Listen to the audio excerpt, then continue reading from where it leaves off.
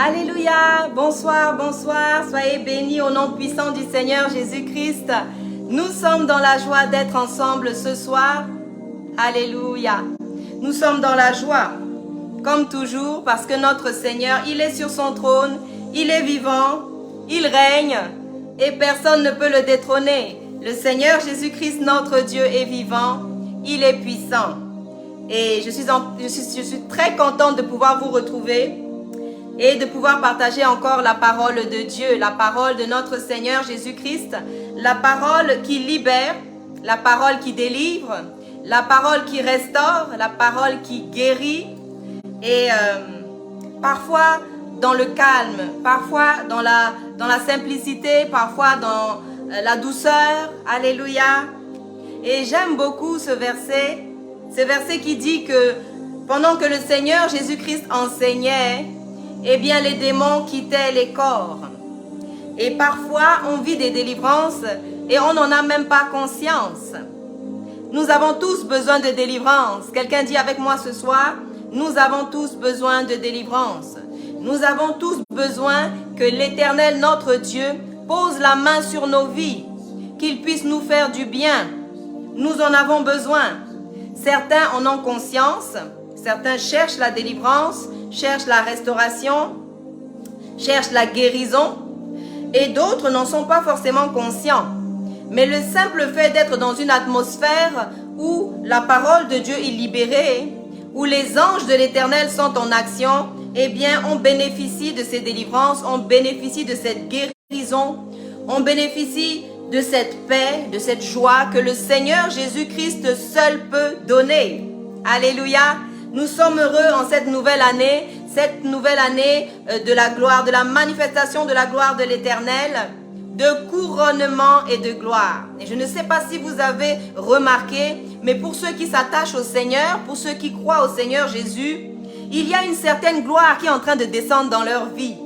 Leur vie est en train de manifester la gloire de Dieu. Lorsque vous les regardez, vous voyez la gloire de Dieu qui est en train de se manifester puissamment.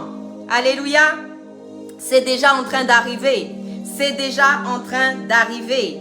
L'Éternel ne fait jamais rien sans avoir prévenu d'avance ses serviteurs, les prophètes. Il annonce les choses et ces choses s'accomplissent. Il est dit de l'Éternel, notre Dieu, que sa renommée s'est accrue à cause de l'accomplissement des promesses qu'il a annoncées. Notre Dieu est le Dieu qui annonce les choses à l'avance et ces choses s'accomplissent. Ces choses s'accomplissent une à une. Une à une, alléluia. Les temps sont avancés et nous sommes au temps de la manifestation de la gloire de l'Église du Seigneur Jésus. L'épouse du Seigneur, la couronne du Seigneur Jésus-Christ, elle va briller de mille feux. Elle va étinceler parce que les hommes, les êtres humains doivent voir la manifestation de la gloire de l'Éternel. Alléluia, ils doivent voir la puissance de Dieu se manifester, l'amour de Dieu, la joie de Dieu, la fidélité de Dieu en ces derniers temps.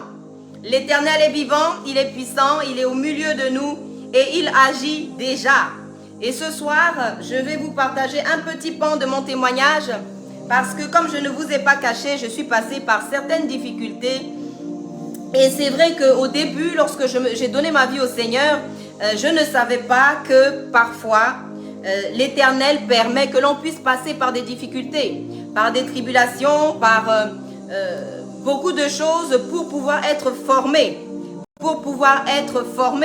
Et c'est vrai que l'Éternel, il permet les plus grands combats pour ses plus grands guerriers.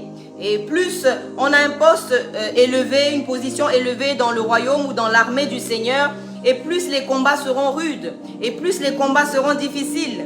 Et lorsque j'ai donné ma vie au Seigneur, je pensais que tout allait être rose, et très souvent, on annonce aux gens que voilà, ça va être magnifique. Oui, ça va être magnifique, mais il y aura un prix à payer. Il y aura des épreuves à passer. Il y aura des tests à passer. Et très souvent, on oublie de le préciser aux gens. Ce qui fait qu'à la moindre souffrance, au moindre petit challenge, eh bien, beaucoup de personnes et certaines personnes retournent dans le monde en se disant « mais je ne savais pas que je devrais affronter ce genre de choses ». Hein? Et moi, je pensais que quand on entrait, quand le Seigneur me disait, bon, je t'appelle à ton service, quelques temps après, c'était bon, tu es dans le service, tu es équipé. Et c'était pas du tout ça. Et c'était pas du tout ça. Il a fallu passer par certaines choses. Et il est, par exemple, des chansons que moi, je ne chante plus comme les autres. Vous savez, cette chanson qui dit, oui, prends tout, Seigneur. Eh bien, moi, je ne chante plus là comme les autres. Quand on dit, oui, prends tout, Seigneur, oui, prends tout, Seigneur, prends ma vie, prends ceci, eh bien, moi, je m'arrête quand les autres continuent. Parce que il a été une époque de ma vie où le Seigneur a pris beaucoup de choses.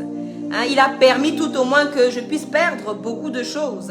Hein, et très souvent, quand je repense à ma vie, je repense à Job. Job, et souvent, pour encourager les personnes, je leur dis, souvenez-vous de Job. Souvenez-vous de Job, qu'est-ce qui lui est arrivé? Et ce n'était pas sur un grand laps de temps. C'est en un temps très court, eh bien, il a tout perdu. Il a perdu sa famille, donc ses enfants, il a perdu ses entreprises, il a perdu sa santé, il a perdu ses biens. Oui, et puis même son épouse, qui était son épouse à l'époque, eh bien, lui a dit, mais renie donc le Seigneur. Il avait sur son corps des genres d'ulcères et c'était les chiens qui léchaient ses plaies. Et aujourd'hui, si on est chrétien et qu'on passe par ce genre de choses, eh bien, on va entendre toutes sortes de choses. Hein? On va vous dire que c'est... Et puis, c'est ce qui s'est passé dans la vie de Job. Ses amis, à un moment donné, sont venus, des amis très spirituels, et lui ont dit, oui, mais peut-être que c'est parce que tu as péché, peut-être que, voilà, il y a eu quelque chose dans ta vie, il y a eu quelque chose qui n'est pas... Que tu n'as pas fait correctement. Alléluia. Et c'est pourquoi quand le Seigneur me donne une parole pour quelqu'un, je la donne. Et quand je n'ai rien à dire, eh bien je me tais.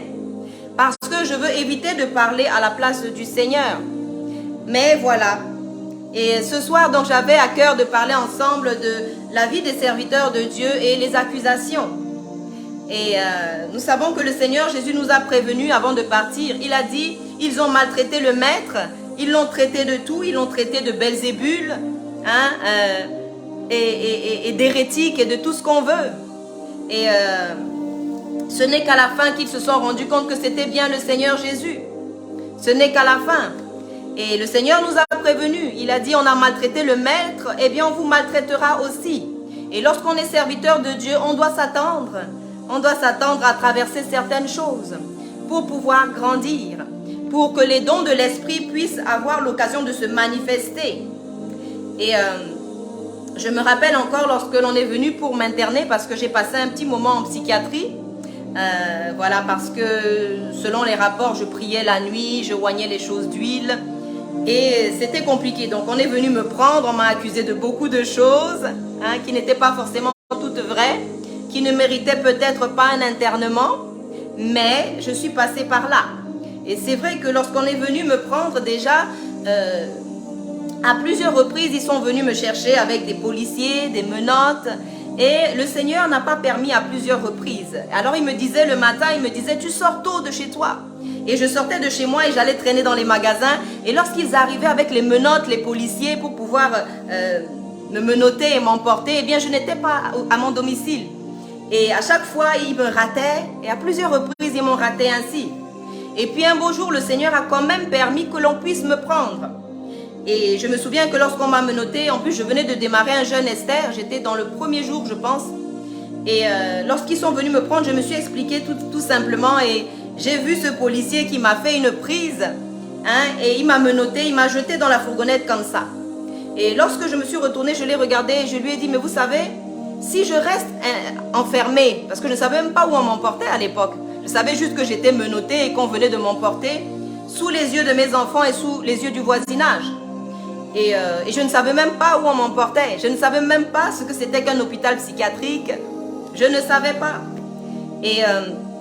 Mais je lui ai dit, si jamais je ressors de là, vous allez avoir du mal à expliquer votre geste. Et ce monsieur qui faisait pratiquement 3 fois ma taille, c'était vraiment une armoire. Et il m'a dit de toutes les façons, je n'ai plus d'âme. Je n'ai plus d'âme. Je n'ai plus de conscience. Et j'ai compris à ce moment-là ce que j'avais en face de moi. Alléluia. J'ai compris que cette personne qui était en face de moi ne connaissait pas le Seigneur Jésus. Et tout ce dont je me rappelle, c'est que mon comportement a beaucoup étonné les personnes qui m'ont emporté, qui m'ont menotté. Hein. j'avais quand même été internée sur l'ordre du procureur de la République, du préfet de l'endroit où je réside et des autorités donc territoriales. Alléluia. Et c'est vrai que les rapports qui leur ont été soumis étaient assez étonnants parce qu'il était relaté dans les rapports que je souriais, que je chantonnais dans les couloirs, que j'étais souriante et que je discutais avec les autres patients. Et je pense que ça les a étonnés. Je pense que ça les a étonnés parce qu'en général, ce ne sont pas de telles personnes que l'on emmène en psychiatrie. Mais cela avait été fait sur la base de fausses accusations. Et je voudrais que vous sachiez que si vous êtes chrétien, si vous êtes enfant de Dieu, serviteur, servante de Dieu, eh bien, il y a un moment donné où peut-être vous aurez à passer par une case prison, par une case psychiatrie, peut-être par une case hôpital, je ne sais pas. Et parfois, souvent, sur la base de fausses accusations. Il faut savoir que tous les serviteurs, parce qu'à un moment donné, j'ai dit, mais Seigneur, pourquoi tu as permis une telle chose dans ma vie? Et je me rappelle que le Seigneur, il m'a dit, mais regarde toi-même tous les serviteurs de Dieu. Regarde Pierre, regarde Paul, regarde le Seigneur Jésus. Regarde les prophètes qui sont passés avant toi. Ils ont eu droit à certaines choses. Certains ont été jetés dans des citernes, d'autres ont été torturés.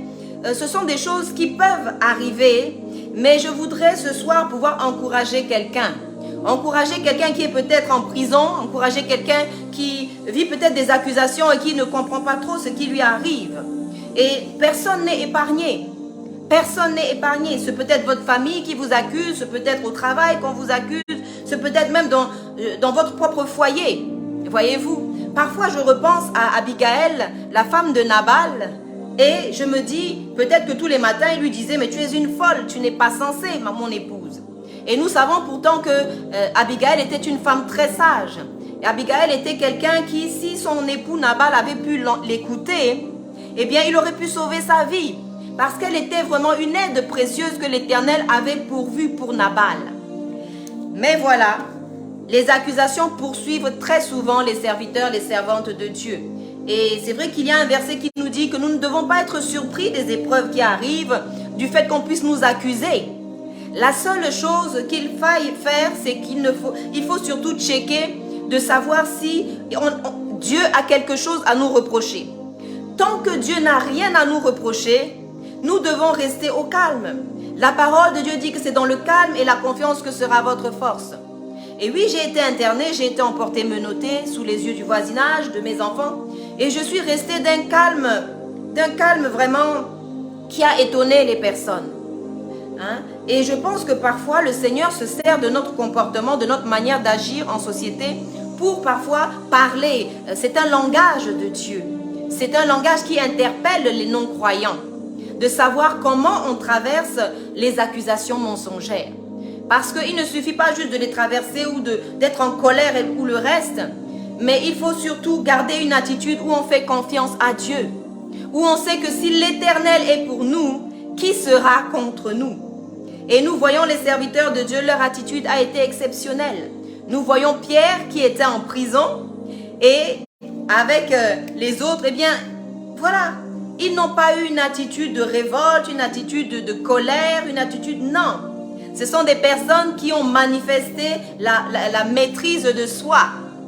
Et beaucoup d'amour. Beaucoup d'amour. Paul, c'est pareil, il est passé par la case prison. Il a été enfermé sur la base de fausses accusations. Alléluia. Et nous voyons que les serviteurs de Dieu, les disciples, très souvent quand on les enfermait, on leur disait de ne surtout plus parler du Seigneur Jésus. De ne surtout plus parler du Seigneur Jésus. Et c'était déjà ce que l'on me reprochait lorsque j'ai été internée en psychiatrie. Mais il a fallu traverser tout cela. Et le Seigneur nous forme au travers des différentes épreuves, des différentes situations que l'on peut traverser dans la vie. Et je voudrais dire à quelqu'un ce soir que si tu vis cette situation, si tu vis des accusations, ça ne te tuera pas. Ça ne te tuera pas. L'Éternel m'a dit à un moment donné, il m'a dit, je rendrai ton front dur comme du caillou. Parce que les personnes devant lesquelles tu devras parler, ce seront des autorités, ce seront des personnes qui ont la puissance. Alléluia. Mais leur puissance, elle est limitée. Il ne vous arrivera que ce que l'Éternel a prévu. Jésus a dit à ce représentant du gouvernement, ce représentant lui a dit, mais j'ai autorité sur toi, j'ai le pouvoir sur toi. veut dire je peux te tuer comme je peux te laisser vivre. Et le Seigneur Jésus lui a répondu, il lui a dit, tu n'as d'autre pouvoir que celui que Dieu t'a donné. C'est-à-dire que ton pouvoir est limité par la volonté de mon Dieu. Et l'Éternel a été clair. Il a dit que même si tu traverses la vallée de l'ombre de la mort, même si tu traversais les eaux, il sera avec toi. Même si tu traversais le feu, il sera avec toi. Et ça ne te tuera pas. Et je bénis le Seigneur aujourd'hui pour les différentes accusations, pour les différentes tribulations, pour les différentes épreuves. Parce que ce sont ces choses qui produisent en nous les fruits de l'esprit. La patience, la douceur, alléluia, l'amour globalement. L'amour, alléluia. La patience, la bonté, alléluia. Et ces choses sont précieuses. Ces choses sont précieuses aux yeux de l'Éternel. Et c'est vraiment le caractère de Christ. Et il est vrai que nous attendons le retour de notre époux, le Seigneur Jésus-Christ. Et nous savons qu'il ne prendra que l'Église, son Église, celle qu'il aura bâtie. Et comment le Seigneur Jésus bâtit son Église? Il fait ressortir ce caractère. Il fait ressortir cette douceur, cette patience. Ce que c'est que de regarder des gens en face, des gens qui peut-être vous font du mal, des gens peut-être qui vous accusent à tort, et de ne rien dire, et de ne rien dire, et même d'intercéder dans son cœur pour dire, Seigneur, cette personne ne te connaît pas. Seigneur, ouvre les yeux de cette personne. Seigneur, fais comprendre à cette personne qu'elle a besoin de toi. Les accusations. Les accusations. Mais je voudrais aussi que l'on sache que le premier accusateur, c'est Satan, le diable, l'ennemi de nos âmes. Alléluia. Et il ne nous accuse pas pour rien. Alléluia. Tu es accusé aujourd'hui, sache que c'est parce que tu es la cible de l'ennemi. Tu es la cible de l'ennemi et il a peur de toi. Il a très peur de toi. Il ne veut pas que tu puisses manifester la gloire de l'Éternel. Or, en cette année, nous avons décrété que c'était l'année de la manifestation de la gloire de l'Éternel. Ce qui veut dire qu'on devra confronter les accusations. Passer outre les accusations. Parce que des accusations, il y en a de toutes parts, mais elles viennent toutes d'une même source. Et c'est le diable, Satan, l'accusateur. L'accusateur.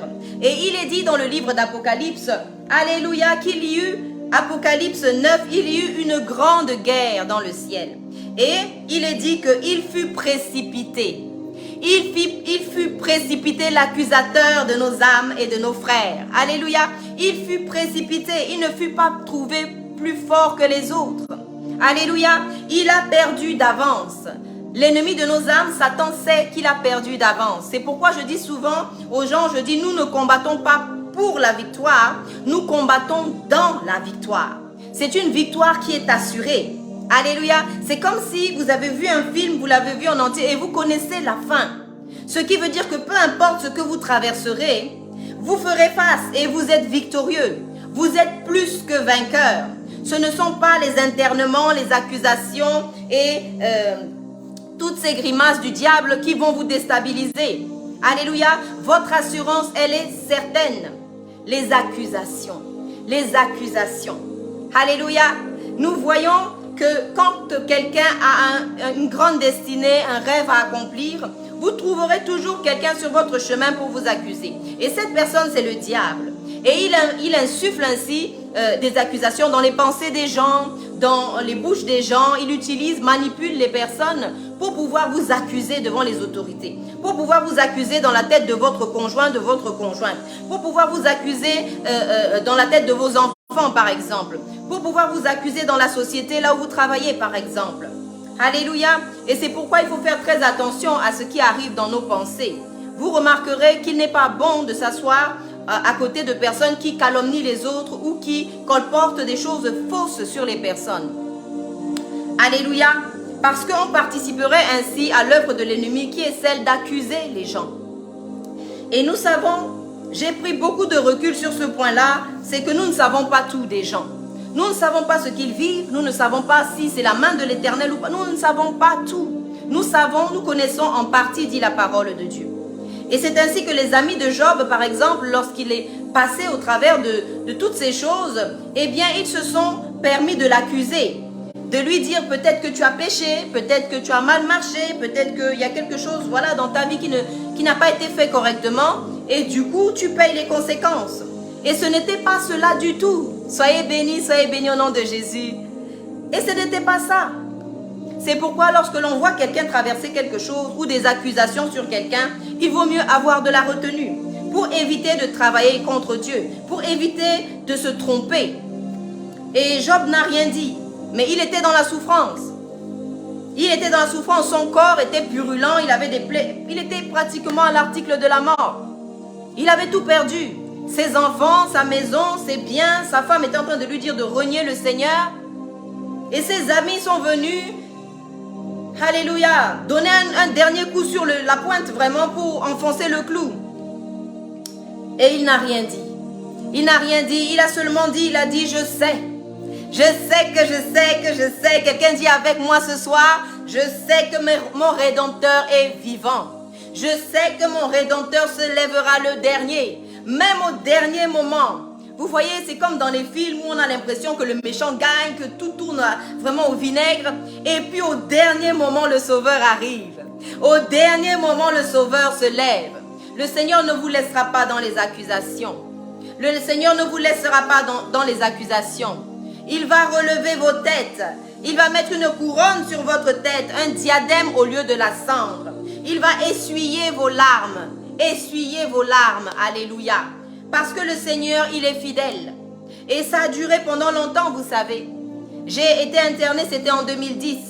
Et j'ai dû traverser certaines choses, continuer à traverser les accusations. Et lorsque j'arrivais par exemple dans les tribunaux et on me privait de mes enfants qui étaient en bas âge à l'époque, eh bien je voyais le procureur qui disait « Cette femme, elle est très dangereuse ».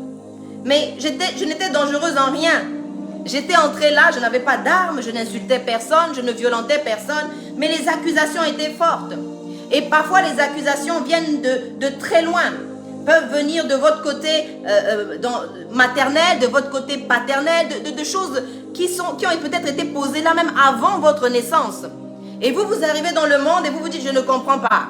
C'est comme les gens qui disent « oui, mais moi je n'ai rien fait de mal dans le monde, je ne comprends pas pourquoi on s'en prend à moi, pourquoi pourquoi ceci ». Mais des fois, c'est des choses qui sont spirituelles. Des paroles peut-être qui ont été prononcées de malédiction. Alléluia. À tort ou à raison. Parfois, lorsque je parle avec les gens, ils me disent « non, mais moi je ne comprends pas, je n'ai rien fait de mal ». Et lorsqu'on parle, par exemple, une fois je suis allée visiter le musée du Quai Branly à Paris, où il y a tous les objets de culte du monde qui sont rassemblés. Et la dame qui nous a fait visiter ce musée, eh bien, c'était une dame d'origine brésilienne, très métissée, mélangée. Et lorsqu'on est arrivé à un endroit, il y avait des scalpes, des chevelures de personnes qui étaient là.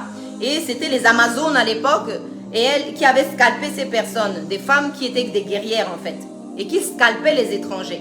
Et elle a dit, quand on est arrivé à cet endroit-là, elle a dit, s'il vous plaît, ne dites pas des choses voilà, désobligeantes, parce que ce sont mes ancêtres. Et je me suis rendu compte que ces ancêtres scalpaient des gens. Et parfois dans nos familles, il y a des choses qui ont été dites. Il suffit que votre grand-père, votre arrière-grand-père, par exemple, ait volé la femme de quelqu'un ou ait pris la femme de quelqu'un alors que cela est interdit parce que le mariage est sacré. Et puis qu'il ait prononcé des paroles de malédiction. Et ces paroles de malédiction vont tomber sur vous. Parfois, vous n'êtes même pas encore né. Mais ce sont aussi des accusations quelque part qui parlent contre vous. Des paroles qui peuvent vous poursuivre longtemps. Et vous ne comprenez pas, parfois vous êtes à des endroits, on vous accuse de certaines choses que vous n'avez pas commises. Mais c'est comme un vêtement qui est sur vous, un vêtement d'accusation. Et nous voyons par exemple la situation de Joseph. Joseph qui avait un rêve merveilleux et puis qui se retrouve vendu par ses frères. Par jalousie, ils ont vendu leur frère. Et à un moment où il se dit, c'est bon, ma vie va être belle, ça va, j'ai assez souffert, ça va aller. Il se retrouve ensuite chez Potiphar, où la femme de Potiphar l'accuse de viol. Et il arrive à sortir de là en laissant son vêtement entre les mains de l'épouse de Potiphar. Et on va finir par le mettre en prison. Joseph, qui a une destinée glorieuse, qui est promis à un avenir merveilleux, se retrouve là accusé à tort. Et finalement, je me rappelle que je parlais avec quelqu'un qui me disait « Mais comment ça se fait que son vêtement est resté entre les mains de la femme de Potiphar ?» Mais le problème n'est pas là. Peut-être qu'il s'est débattu, peut-être qu'il y a eu bagarre, peut-être qu'il y a eu quelque chose. Mais l'essentiel aux yeux de l'Éternel, c'était que finalement, Joseph avait craint l'Éternel. Joseph avait refusé les avances de la femme de Potiphar. Et c'est tout ce qui compte. C'est tout ce qui compte. Parce que la parole de Dieu dit que Joseph est resté intègre. Devant les yeux de l'Éternel, il est resté intègre. Et toutes les accusations qu'on a dites sur lui n'ont pas pu empêcher le rêve de Joseph de se réaliser. Ce qui veut dire qu'on peut dire beaucoup de choses sur vous, mais ces voix-là n'ont pas le droit d'agir. Et on doit pouvoir, lorsqu'on prie, lorsqu'on est dans des moments de prière, refuser que ces voix continuent de parler. Dire que ces accusations n'ont plus d'autorité sur vos vies. Parce que quand on accepte le Seigneur Jésus, toutes choses sont devenues nouvelles. Les anciennes choses, et nous voyons que dans la parole de Dieu, il y a même des prostituées qui ont changé de vie. Mais il peut arriver des moments où quelqu'un revient en disant « mais celle-là, je la connais ». Et c'est ce qui s'est passé lorsque cette dame qui avait eu une vie avant mauvaise et qui est venue au pied du Seigneur Jésus demander pardon et qui a cassé ce vase de parfum de prix, eh bien les disciples ont commencé à regarder les apôtres et à dire « mais oui, mais le Seigneur Jésus, il ne se rend pas compte, cette femme, c'est une pécheresse ». C'était comme des accusations qui continuaient de parler contre cette femme. Alors que cette femme, elle était en train de changer de vie. Elle était en train de mettre en arrière toute son ancienne vie. Mais ces accusations ont venu, comment dire, lui fermer la porte de la délivrance, lui fermer la porte d'un changement de vie, d'une nouvelle naissance. Et il y a toujours dans la vie des serviteurs de Dieu des moments où vous serez accusés à tort. Vous serez forcément accusés à tort. On a accusé le Maître, le Seigneur Jésus. On a dit qu'il chassait les démons par Belzébul. À un moment donné, vous traverserez forcément ce qu'on appelle des accusations. Des accusations contre vos vies.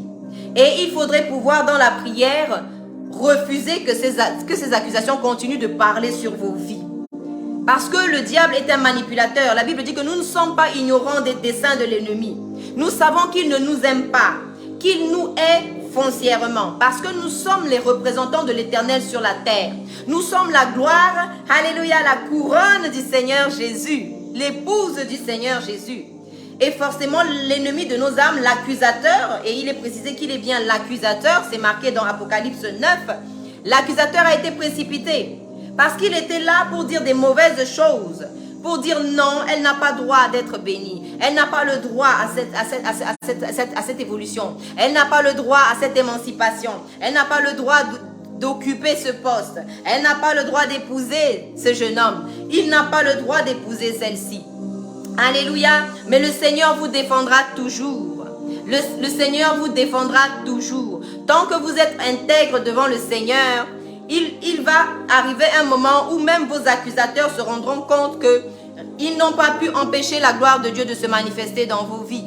Nous voyons qu'à la fin, Job, qui à un moment donné, a été repris par ses amis, qui lui disaient « oui, mais peut-être que tu as péché, tout cela », eh bien, il a été sage. Le Seigneur lui a demandé de prier pour ses amis et il lui a dit que quand tu prieras pour tes amis, et c'est là que tu seras restauré. Et il a prié pour ses amis qui pourtant à un moment donné l'avaient accusé de tout un tas de choses. Et il a été restauré. Et la parole de Dieu dit même que ses amis se sont réjouis avec lui. Ils se sont réjouis avec lui. Alléluia. Les accusations. Les accusations. Dis avec moi les accusations. Nous connaissons l'accusateur de nos vies, l'accusateur de nos frères.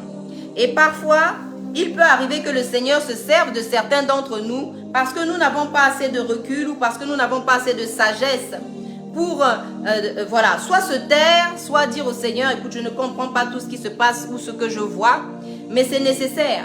Parce qu'on voit par exemple que dans l'histoire du fils prodigue, nous voyons qu'à un moment donné, lorsque le fils prodigue qui avait demandé son héritage avant le temps et qui est parti et qui a dilapidé son héritage, qui a même demandé l'héritage avant que le père ne meure. Alors que normalement, un héritage, c'est quand la personne est décédée qu'on récupère l'héritage. Mais ce fils prodigue, lui, il a demandé l'héritage avant. Il avait les yeux sur cet héritage. Bon, toujours est-il que le père lui a donné l'héritage et qu'il est allé, il a dilapidé tout cet héritage. Et puis, à un moment donné, il s'est rendu compte que là où il était, finalement, il souffrait. Et que l'absence de la présence du Père changeait tout. Il avait beau avoir toute cette richesse, il avait beau, se sentir vraiment riche et tout. Mais ça ne lui procurait pas cette joie, cette paix qu'il y avait auprès du Père. Ça ne lui procurait pas cela. Et à un moment donné, il est rentré en lui-même, dit la parole de Dieu, et il est revenu vers le Père. Et en revenant, le Père l'a accueilli vraiment avec les honneurs. Le Père était tellement content que ce fils ne soit pas resté définitivement loin de lui. Le Père était content et il l'a accueilli avec les honneurs. Et on voit que le frère du fils prodigue est venu pour commencer à accuser en disant, mais non papa, moi je suis là depuis auprès de toi et voilà, tu n'as pas tué de veau gras pour moi, tu ne m'as pas donné un nouveau vêtement, tu ne m'as pas donné un anneau, tout ça. Hein? Et le père de lui dire, mais toi tu es auprès de moi, tout ce que j'ai ici est à toi. Mais nous voyons que ce frère est venu en accusant son propre frère, en accusant son propre frère. Et très souvent, les accusations peuvent venir aussi de personnes qui sont proches. Et ça peut être douloureux, ça peut être, mais il est question de rester spirituel, de comprendre que les accusations n'ont qu'une seule source, c'est celle du diable, Satan, l'ennemi de nos âmes. Et que si nous restons dans l'intégrité, si nous ne faisons pas fi de ces accusations, si nous continuons dans la prière en interdisant à ces voix de parler contre nos vies, en interdisant à ces accusations de continuer à nous poursuivre, alors que nous vivons une vie intègre devant le Seigneur, alors que nous vivons une vie de sainteté, de sanctification, de respect des règles de l'Éternel. Alléluia. Eh bien, nous devons ainsi refuser que ces voix parlent. Refuser que ces voix parlent, parce que nous avons une autorité. Nous avons une autorité certaine. Lorsque nous parlons, le monde spirituel se met en action. Lorsque nous parlons la parole de Dieu, lorsque nous parlons comme l'Éternel notre Dieu, nous avons le même langage que lui. Alléluia, nous nous ajustons sur sa parole. Nous nous accordons avec sa parole. Eh bien, le monde est obligé d'obéir. Le monde des ténèbres est obligé d'obéir. Alléluia.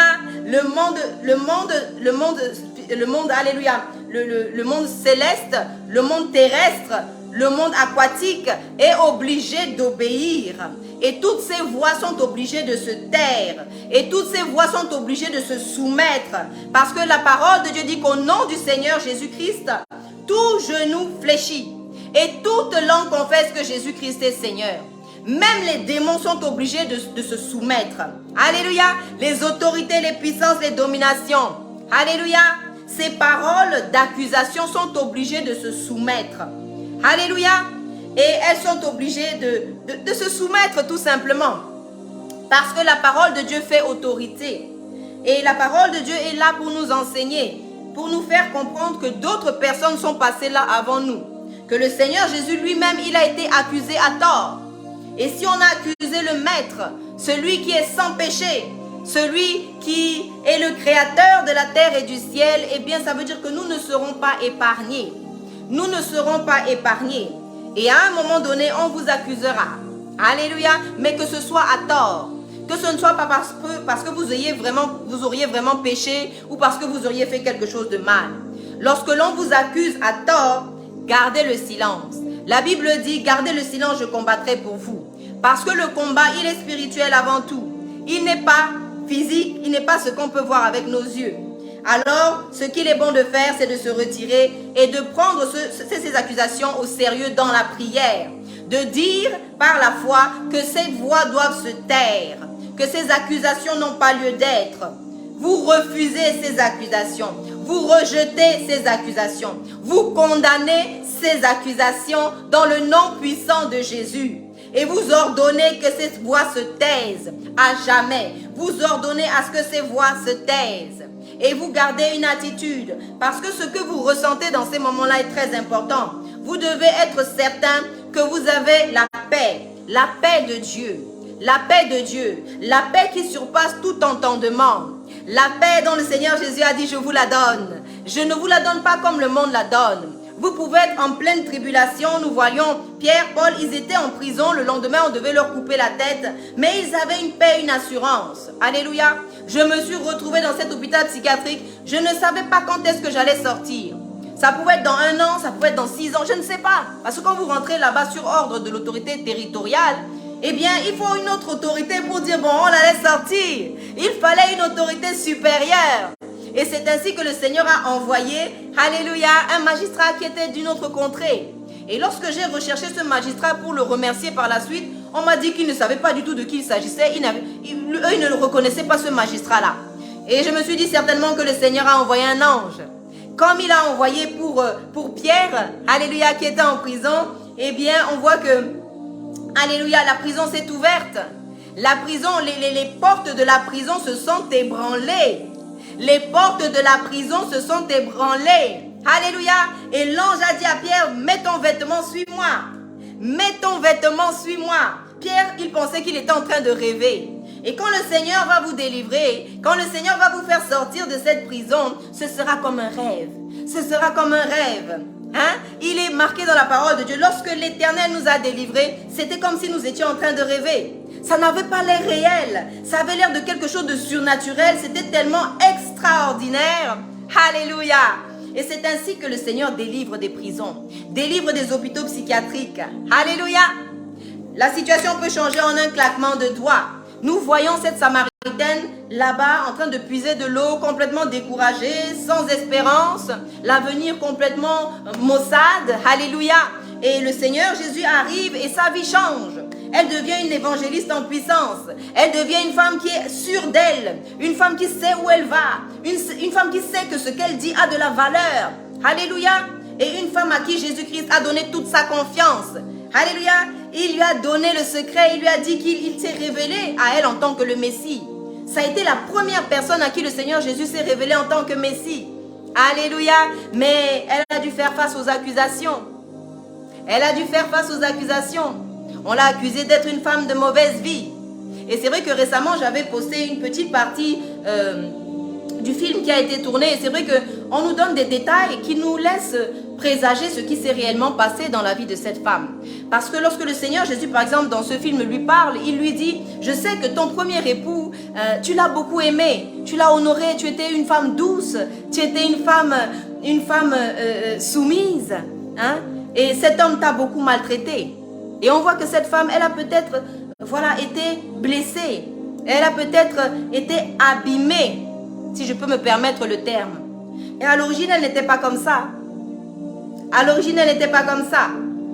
Et on voit que les circonstances, les choses de la vie ont fait que cette femme a dû traverser certaines choses. Et elle en est arrivée à épouser 5 maris. Et le dernier même avec lequel elle vivait n'était même pas son mari. Les situations, les circonstances de la vie ont fait qu'elle s'est retrouvée dans cette situation.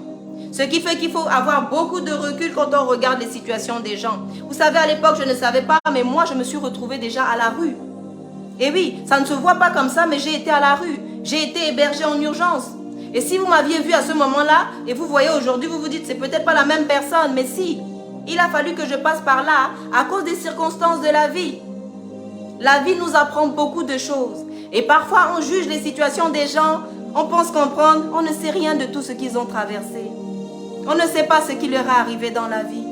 On ne sait pas pourquoi le Seigneur a permis de telles épreuves dans la vie de telle personne. Ce ne sont peut-être pas les épreuves que moi je traverse, mais cette personne, elle traverse peut-être des choses que moi je ne traverserai jamais. Mais que l'Éternel peut permettre dans sa vie, pour une raison ou une autre. Nous avons besoin de beaucoup de recul lorsque nous regardons la situation de nos frères et sœurs. Lorsque nous jugeons de leur situation. Parce que nous ne savons pas. Les amis de Job, ils ont vite jugé sa situation. En disant, oui, c'est sûr que Dieu t'a rejeté, tu as péché, tout cela. Et ce n'était pas tout cela. Job était simplement en train de traverser les épreuves qui lui étaient propres. Alléluia, c'était son parcours, c'était son expérience. Que le Seigneur nous aide à être indulgents avec nos frères et sœurs. À ne pas juger promptement, à avoir du recul. Alléluia. Que le Seigneur nous aide. Que le Seigneur nous aide.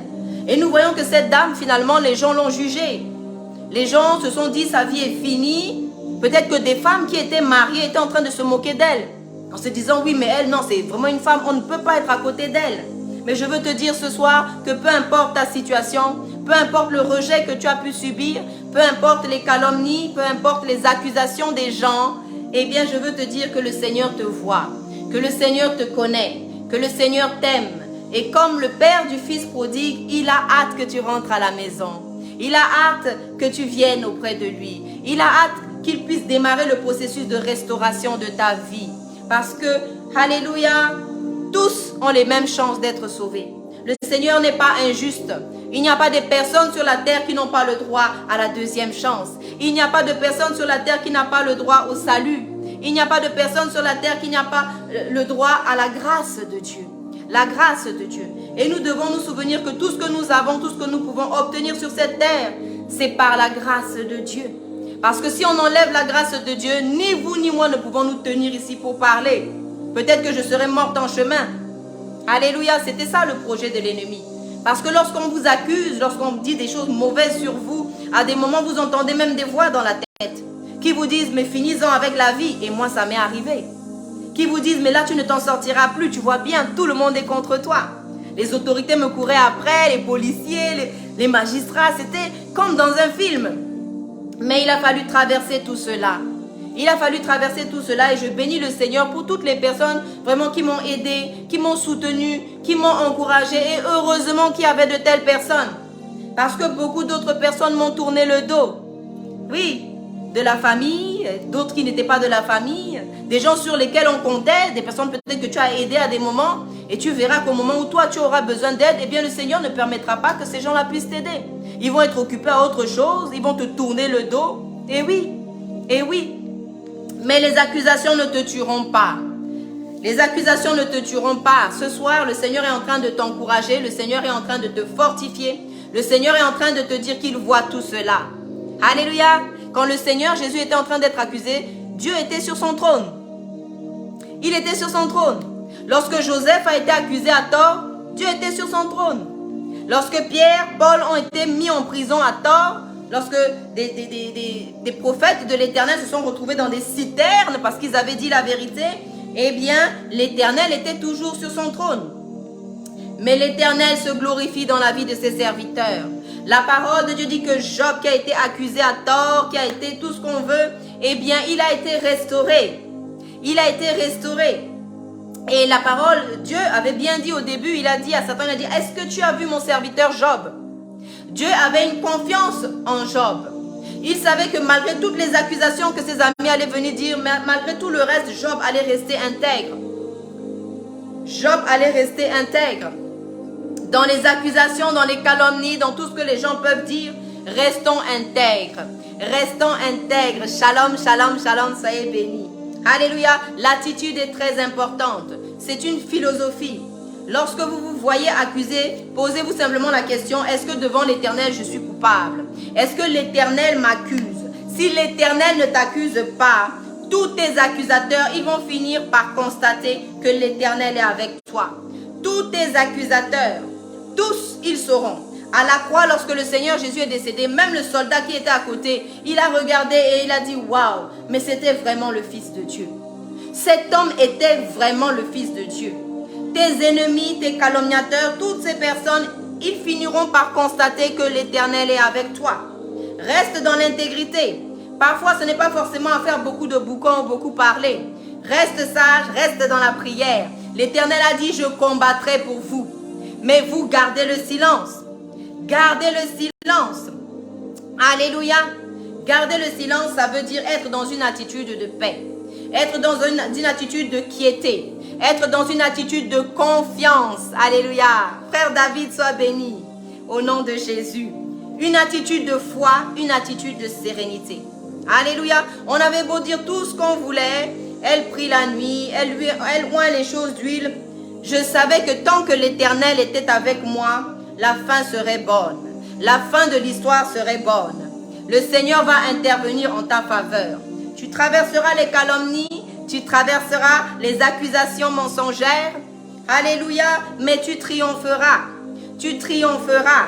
L'ennemi de ton âme sait qu'il a perdu d'avance. Il le sait depuis le commencement. La raison pour laquelle le diable t'accuse et te cherche des noises pour rien, alléluia, et je dis pour rien, c'est parce qu'il sait que dans la Genèse, alléluia, il a été dit à la femme, par exemple, que sa descendance écrasera la tête du serpent. Et ça, il l'a bien entendu. Et c'est ainsi qu'il a cherché pendant tout le temps à tuer des bébés, à accuser les gens. Il cherchait c'est qui l'élu. Il cherchait c'est qui va m'écraser la tête. Et quand le Seigneur Jésus est passé devant lui, il ne l'a pas vu passer. Il ne l'a pas vu passer. Il a cru que lorsqu'il l'a accusé à tort, mis sur une croix, lorsqu'on l'a tué à la croix, eh bien, il pensait qu'il avait gagné. Il pensait que ses accusations avaient porté du fruit. Il se réjouissait, il se frottait déjà les mains. Alléluia. Mais le Seigneur n'avait pas encore dit son dernier mot. Parce qu'il y avait la résurrection. Parce qu'il y avait la résurrection. Parce que le Seigneur Jésus devait aller chercher la clé de la mort en enfer. La clé de la mort, c'est notre Seigneur qui la tient. Alléluia. Et nous sommes avec lui, nous vivons avec lui.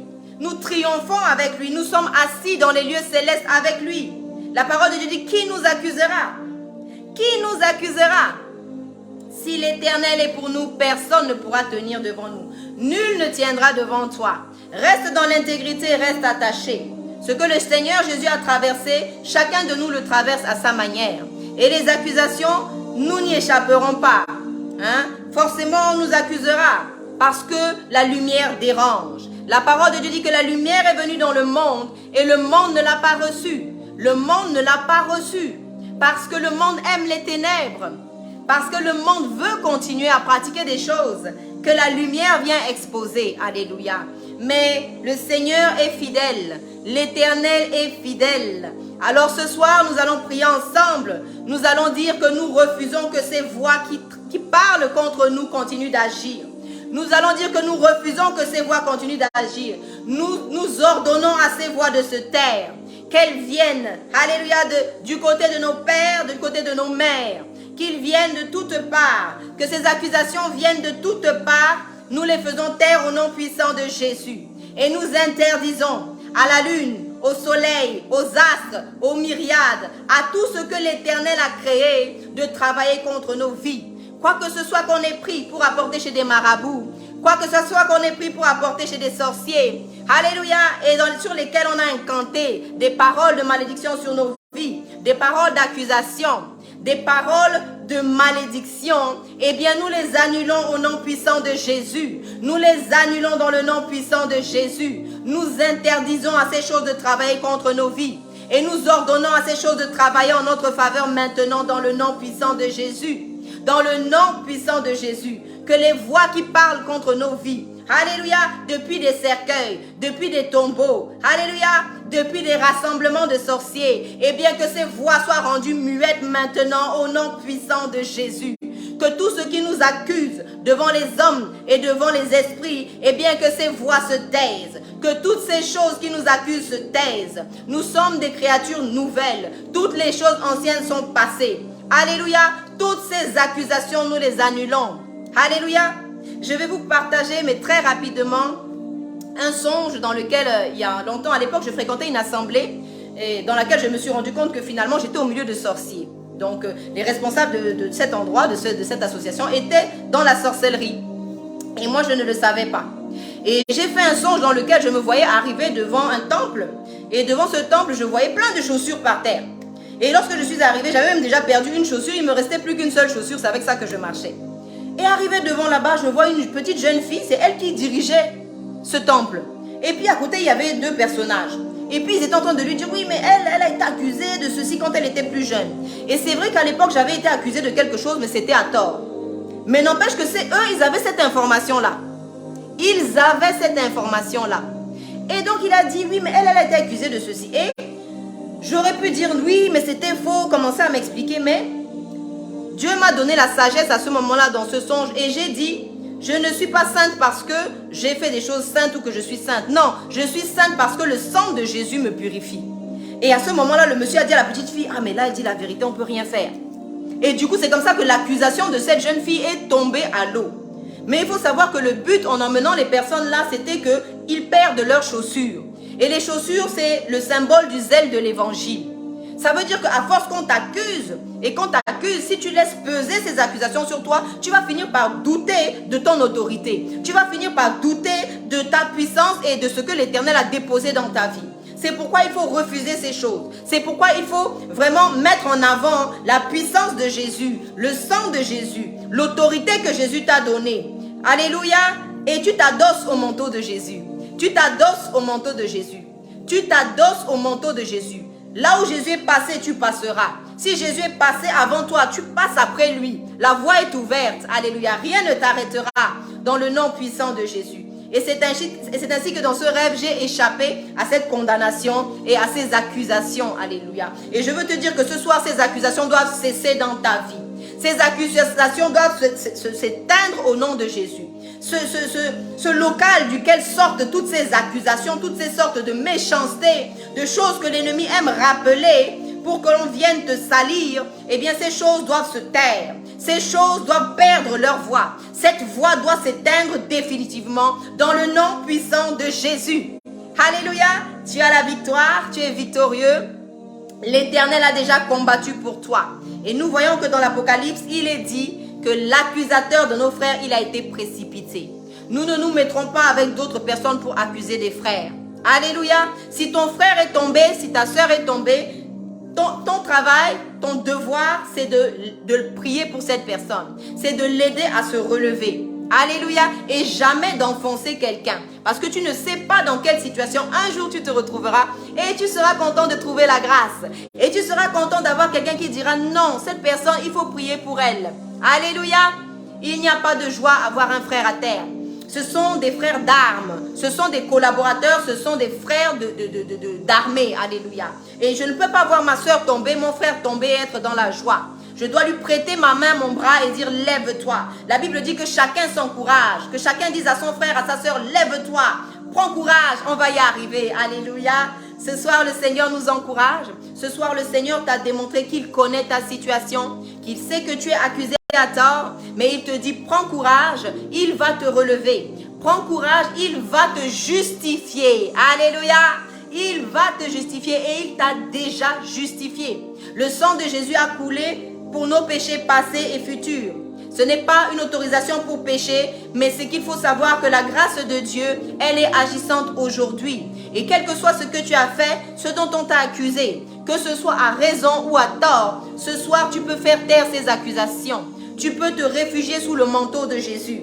Tu peux te réfugier sous le manteau de Jésus et dire stop aux accusations. Et dire ça suffit des accusations. Et dire vous n'avez plus aucune autorité sur moi. Alléluia.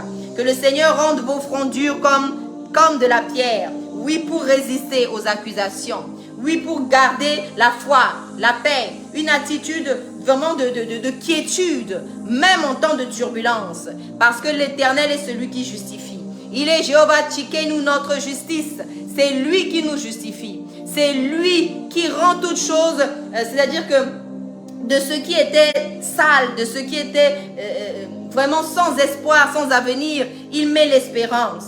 Il glorifie et il élève aux yeux du monde. L'église du Seigneur, c'est une église qui a priori a des tâches, qui a priori n'est pas forcément prête, mais le Seigneur Jésus qui est son époux la prête. Il prend son temps pour laver les tâches. Il prend son temps pour vraiment la laver par l'eau de la parole, pour la présenter au monde, parce qu'il est fier de son épouse. Et peu importe dans quel état il la trouve, il travaille sur elle afin de montrer ce joyau au monde, afin de montrer cette gloire, cette couronne qui est la sienne. Que le Seigneur Jésus se glorifie dans vos vies, qu'il vous donne vraiment le succès dans toutes vos entreprises, que cette année soit une année de gloire, que tout ce qui empêchait la gloire de l'Éternel de se manifester dans vos vies soit écarté de vos vies dans le nom puissant de Jésus. Soyez bénis vraiment, soyez encouragés, soyez fortifiés et sachez une seule chose, c'est que l'accusateur, il a été précipité. Alléluia, il n'a plus de pouvoir dans vos vies et vous devez refuser ces accusations. Que le Seigneur nous aide, qu'il nous bénisse et qu'il fasse de nous vraiment les objets de la manifestation de sa gloire en cette nouvelle année. Soyez bénis dans vos maisons et à très bientôt. C'était la servante de Dieu Valérie Marcel Keza et je vous dis à bientôt.